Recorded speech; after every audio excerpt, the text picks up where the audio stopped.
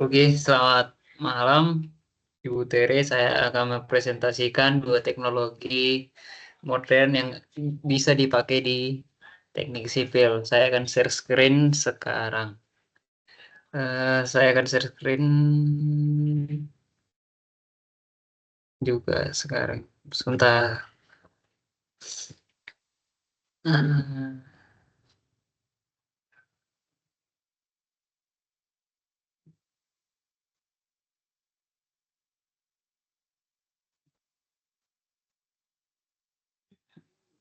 Oke, saya akan mempresentasikan dua teknologi. Yang pertama itu adalah drone, yang kedua adalah BIM atau Building Information Modeling. Pendahuluan dalam industri industri konstruksi modern, teknologi memegang peran sentral dalam meningkatkan efisiensi dan mengoptimalkan setiap tahapan proyek. Inovasi terus bermunculan mengubah cara kita merencanakan, mendesain, membangun struktur. Dua inovasi yang sedang berkembang pesat dan membawa dampak signifikan adalah penggunaan drone dan building information modeling.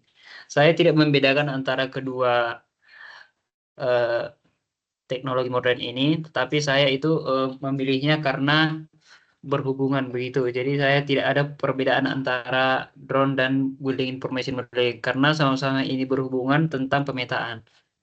Selanjutnya, yang pertama itu kita akan bahas tentang drone dulu. Drone itu yang pertama itu adalah pesawat tanpa awak.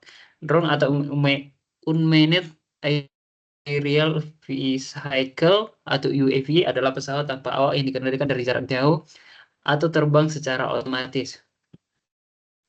Fungsi utamanya dalam konstruksi adalah untuk survei udara, pemetaan topografi, dan pengumpulan data geospasial. Untuk dengan kamera resolusi tinggi, drone dapat menangkap detail medan yang kompleks dan memberikan data akurat untuk perencanaan. Untuk langkah-langkah penggunaan drone dalam pemetaan itu adalah perencanaan misi, penentuan area pemetaan, dan perencanaan jalur terbang untuk menggunakan aplikasi spesialis seperti Pix4D atau DJI Pilot. Yang kedua adalah penerbangan otomatis. Yang kedua itu drone melakukan penerbangan secara otomatis sesuai jalur yang telah diprogram dan mengumpulkan data gambar udara. Yang ketiga adalah pengambilan gambar. Kamera drone mengambil serangkaian gambar dengan tumpang tindih yang cukup untuk pemrosesan data. Yang terakhir pemrosesan data itu data dapat gambar diproses menggunakan perangkat lunak fotogrametri untuk menghasilkan ortofoto, DAM, dan point cloud. Oke, selanjutnya itu output data dari drone. Untuk output data dari drone itu adalah ortofoto, penetrasi udara, geometris, dan yang akurat dan berskala. Untuk yang kedua, digital elevation model atau DEM adalah representasi digital dari elevasi permukaan tanah. Baru selanjutnya point cloud, kumpulan titik 3D yang mempresentasikan bentuk dan detail objeknya. Yang keempat itu adalah data kontur topografi, informasi ketinggian yang krusial untuk desain dan analisis medan. Yang kedua adalah BIM atau Fondasi Informasi Digital atau Building Information Digital. Ini definisi komprehensifnya itulah BIM adalah metode digital perencanaan, desain, dan manajemen proyek konstruksi. Yang model 3D cerdasnya itu menciptakan model 3D cerdas yang terintegrasi dengan informasi tentang struktur, biaya, dan jadwal. Untuk kolaborasi datanya itu memungkinkan kolaborasi yang mulus antara semua pemangku kepentingan proyek dengan data terpusat. Untuk proses implementasi BIM itu adalah pemodelan awal dimulai dengan membuat model 3D bangunan menggunakan software seperti Autodesk, Revit, atau Tekla Destructor. Dan kedua itu penganyaan informasi. Tambahkan informasi seperti elemen struktur, estimasi biaya, atau jadwal proyek ke dalam model. Yang selanjutnya deteksi konflik. Lakukan simulasi dan deteksi konflik atau clash detection antar disiplin ilmu untuk menghindari masalah di lapangan.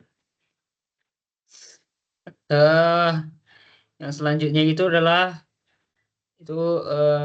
sinergi drone dan building information modeling untuk masa depan konstruksi.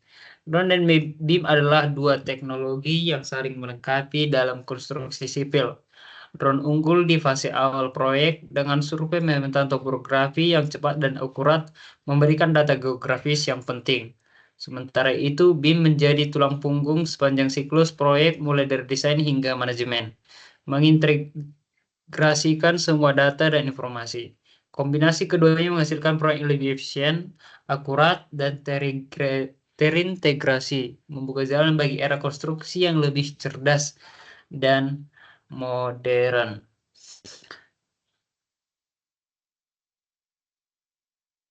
Sekian untuk hasil presentasi saya. Eh, Sekian untuk hasil presentasi saya. Jika ada kata-kata yang salah atau kurang berkenan, mohon dimaafkan. Terima kasih, Bung. Selamat malam.